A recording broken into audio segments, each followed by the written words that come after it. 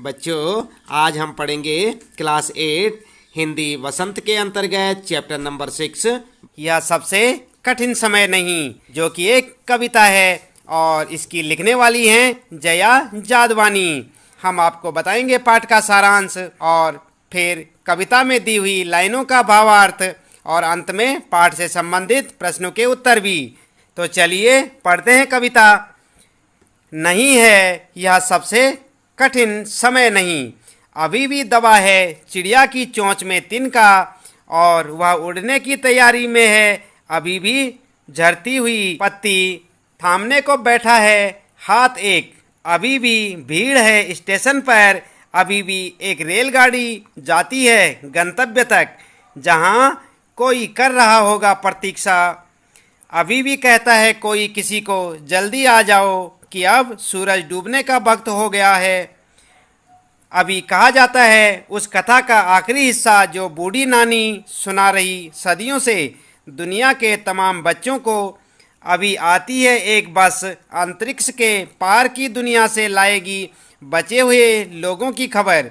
नहीं, यह सबसे कठिन समय नहीं। और आप देख रहे हैं बच्चों, यहाँ पर इस जो एक कविता की लेखिका कौन है? जया जादवानी। आइए इसके बाद यहाँ पर देखते हैं कविता का सारांश। यह सबसे कठिन समय नहीं कविता जया जादवानी जी द्वारा लिखी गई एक प्रसिद्ध कविता है। इसमें आपने मनुष्य को जीवन के कठिनतम परिस्थितियों में हार न मानने की प्रेरणा दी है। चिड़िया अपना घोंसला बनाने के लिए एक एक तिनका इकट्ठा करती रहती है, वह उड़ने की तैयारी में है। गिरते हुए पत्तों को थामने वाले हाथ अभी भी हैं। रेलवे स्टेशनों पर भीड़ है, लोगों को अपनी मंजिल तक पहुंचाने के लिए एक रेलगाड़ी अभी भी तैयार है। लोग सूर्यास्त होने पर अपने प्रियजनों का इंतजार करने के लिए अभी भी बैठे हैं कि सूरज डूबने का समय हो गया है। उनके प्रियजन घर को लौट रहे होंगे। दादी नानी आज भी अपने नाती पोते को कहानियाँ दूर देश में बसे अंतरिक्ष में बसने वालों की सुना रही हैं। अभी भी संसार में गतिशीलता जारी है, अतः निराश होने की जरूरत नहीं। अतः उदाहरणों से प्रेरणा लेकर आगे बढ़ने की जरूरत है। यह सबसे कठिन समय नहीं है। तो बच्चों, इस प्रकार से इस कविता में जो है सारांश के माध्यम से आप समझ सकते हैं कि क्या कुछ इस कविता में प्रेरणा दी गई है। इसके बाद आइए देखते हैं यहाँ पर कविता का अर्थ। पहली लाइनें क्या थी कविता की? नहीं, यह सबसे कठिन समय नहीं, अभी भी दबा है चिड़िया की चोंच में तिनका, और वह उड़ने की तैयारी में है। अभी भी झरती हुई पत्ती थामने को बैठा है हाथ एक। अभी भी भीड़ है स्टेशन पर, अभी भी एक रेलगाड़ी जाती है गंतव्य तक, जहां कोई कर रहा होगा प्रतीक्षा। इसका अर्थ होगा कि कवियत्री प्रस्तुत पंक्तियों में लोगों को आशावान बनने की प्रेरणा दे रही है। व्यक्ति को लगता है कि यह सबसे कठिन समय है, उसके बचने की उम्मीद नहीं है, लेकिन फिर भी जीवन में कुछ उदाहरण हैं जिन्हें हम देख सकते हैं। चिड़िया की चोंच में तिनका दबा हुआ है, वह अपना घोंसला बनाने की तैयारी में है। पेड़ से जो पत्तियां गिरती हैं उन्हें भी इकट्ठा करके अपने घर ले जाने के लिए लोग अपने हाथों से थामने के लिए बैठे हैं। लोग अभी भी घर जाने के लिए तैयार बैठे हैं।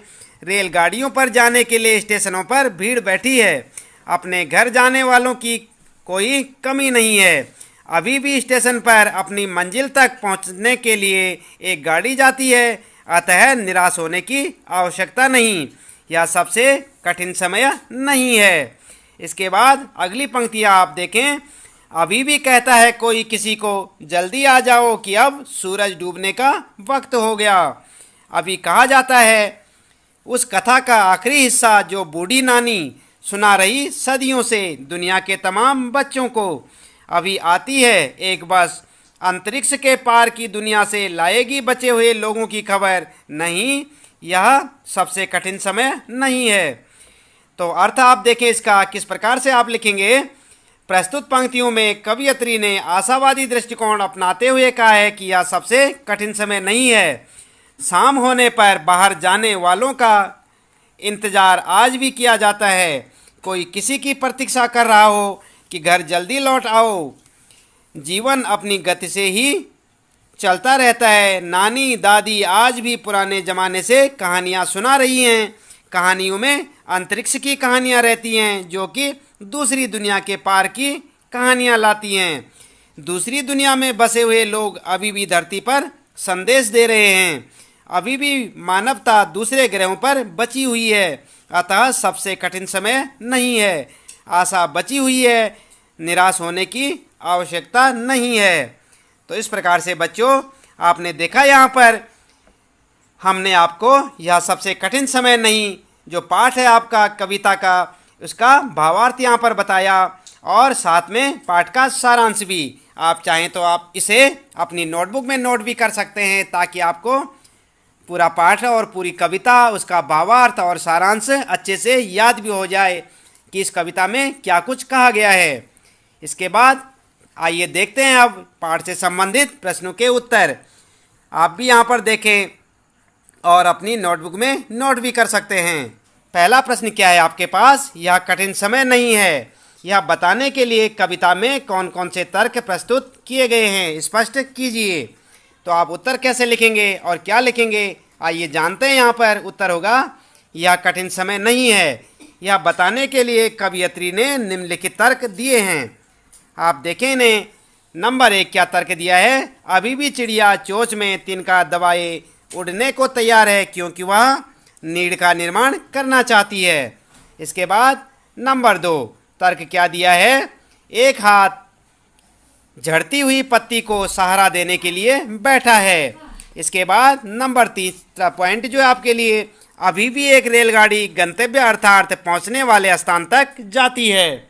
इसके बाद अगला चौथा पॉइंट आपके लिए, नानी की कथा का आखिरी हिस्सा बाकी है। इसके बाद 5वां तर्क है, अभी भी एक बस अंतरिक्ष के पार की दुनिया से बचे हुए लोगों की खबर लाएगी। और अगला पॉइंट आपके लिए, अभी भी कोई किसी को कहता है कि जल्दी आ जाओ, सूरज डूबने का समय हो चला है। इसके बाद यहाँ पर देखें दूसरा प्रश्न आपके लिए, चिड़िया चोंच में तिनका दबाकर उड़ने की तैयारी में क्यों है, वह तिनकों का क्या करती होगी, लिखिए। तो आप क्या लिखेंगे इसका उत्तर, आइए जानते हैं। तो बच्चों आप ध्यान दें, यहाँ पर उत्तर होगा आपका, चिड़िया अपनी चोंच में तिनका दबाकर उड़ने की तैयारी में है क्योंकि सूरज डूबने का समय हो चुका है। उसके डूबने से पहले चिड़िया अपने लिए घोंसला बनाना चाहती है। वह तिनकों से अपने लिए घोंसला तैयार कर उसमें अपने बच्चों के साथ चैन से रहेगी। उसका बनाया घोंसला उसके परिवार को सुरक्षा प्रदान करता है। इस प्रकार से आप दूसरे प्रश्न का उत्तर लिखेंगे। कविता में तीसरा प्रश्न है कि कविता में कई बार अभी भी का प्रयोग करते बातें रखी गई हैं। अभी भी का प्रयोग करते हुए 3 वाक्य बनाइए और देखिए। उसने लगातार निरंतर बिना रुके चलने वाले किसी कार्य का भाव निकल रहा है या नहीं। तो आप कैसे उत्तर लिखेंगे? आपका उत्तर होगा नंबर 1, मुझे अभी भी सिर दर्द है। नंबर 2, गांव में अभी भी बच्चे कई मील पैदल चलकर स्कूल जाते हैं। और नंबर 3, हम अभी भी अंग्रेजी सीख रहे हैं। तीनों वाक्यों में निरंतरता का भाव निकल रहा है। इस प्रकार से आप तीसरे प्रश्न का उत्तर लिखेंगे। इसके बाद बच्चों यहाँ पर जो चौथा प्रश्न आपके लिए, आप ध्यान दें, यहाँ पर नहीं और अभी भी को एक साथ प्रयोग करके 3 वाक्य लिखिए और देखिए नहीं अभी भी के पीछे कौन कौन से भाव छिपे हो सकते हैं। आपका उत्तर होगा नहीं। फर्स्ट लिखें आप, नहीं मेरी परीक्षा की तैयारी अभी भी कम है। सेकंड वाला, नहीं इमारत का निर्माण अभी भी नहीं हुआ है। और थर्ड वाला लिखेंगे, नहीं मेहमानों के आने में अभी भी देर है।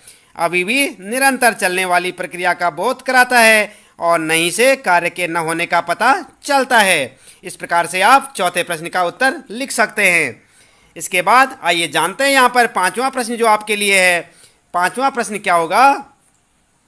आप जब भी घर से स्कूल जाते हैं कोई आपकी प्रतीक्षा कर रहा होता है। सूरज डूबने के समय भी आपको खेल के मैदान से घर लौट चलने की सूचना देता है कि घर में कोई आपकी प्रतीक्षा कर रहा है।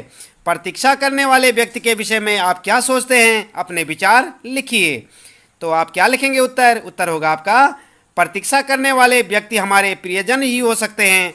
मेरे तो दिन की शुरुआत और अंत माँ के प्यार से ही होता है। सुबह में प्यार से माथा चूमकर जगाने में माँ का प्यार, नाश्ते में बनी पसंद की चीज़ों में माँ का प्यार, भले बुरे की डांट में माँ का प्यार, सूरज डूबने के साथ खेल के मैदान से घर लौट चलने की सूचना देता माँ का प्यार, और जीने का सलीका सिखाता माँ का प्यार। इन सब का कारण यह है कि वह मुझसे विशेष अपनत्व और लगाव रखती है, मेरे सुख दुख और ज़रूरतों को ध्यान में रखती है। इस प्रकार से आप 5वें प्रश्न का उत्तर लिखेंगे। आपका ये चैप्टर यहाँ पर जो है समाप्त हो जाता है। ताकि जो मुख्य उद्देश्य था यहाँ पर क्या था कि मनुष्य को कठिनतम परिस्थितियों में भी हार नहीं माननी चाहिए। यही जो है हमारी जो कवियत्री थी, यानी कि इस कविता की जो लेखिका थी जया जादवानी ने यहाँ पर जो है संदेश दिया है। उम्मीद है कि आपको ये कविता पसंद आई होगी और इसका भावार्थ, सारांश और जो प्रश्नों के उत्तर हमने आपको बताए वो पूरे के पूरे आपके समझ में आए होंगे। तो इसी प्रकार से अन्य पाठों को लगातार आप देखते रहें। आज के लिए इतना ही काफ़ी है। आप इसे अच्छे से पढ़ें, याद करें और समझें। आपका दिन शुभ हो।